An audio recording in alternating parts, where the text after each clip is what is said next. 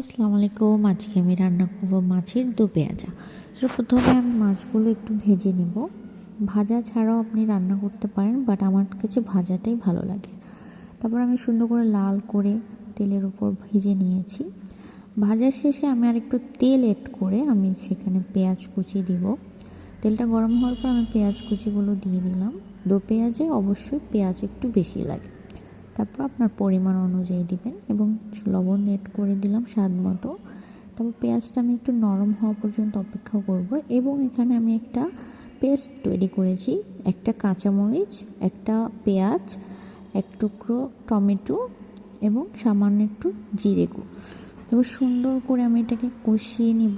দেখুন কালারটা কত সুন্দর এসেছে, গ্রেভিটা কত সুন্দর লাগছে। এরপর আমি একটু পানি অ্যাড করে দিচ্ছি যাতে পুড়ে না যায়। তারপর আমি আস্তে আস্তে করে আমার যে গুঁড়ো মশলাগুলো সেগুলো আমি অ্যাড করব। সো কষানোর পর আমি মশলাগুলো দিচ্ছি হলুদের গুঁড়ো, মরিচের গুঁড়ো, জিরে এবং ধনিয়া গুঁড়ো এবং আমি এখানে একটু রাঁধুনি মাছের মশলা ইউজ করলাম সামান্য।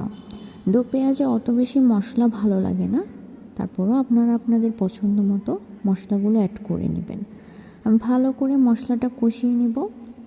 দেখুন কষানোর পরে কালারটা কত সুন্দর এসেছে এবং স্মেলটা খুবই সুন্দর এসেছে এবং পানি অ্যাড করে আমি এখানে গরম হওয়ার পর মাছগুলো ছেড়ে দিয়েছি এবং ঝোলটা যখন কমে এসেছে আমি কাঁচামরিচ অ্যাড করলাম এবং ধনিয়া পাতা অ্যাড করব।